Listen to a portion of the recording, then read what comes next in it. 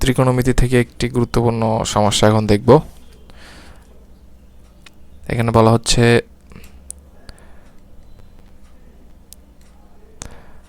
a plus B equal to 90 degree, tan a equal to 1/√3 হলে b এর মান কত?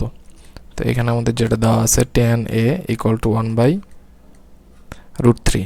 তো 1/√3 কে লেখা যায় tan 30 ডিগ্রি, কারণ আমরা জানি tan 30 ডিগ্রি মানে হচ্ছে 1/√3। সো এই √3 এর পরিবর্তে আমরা tan 30 ডিগ্রি লিখলাম।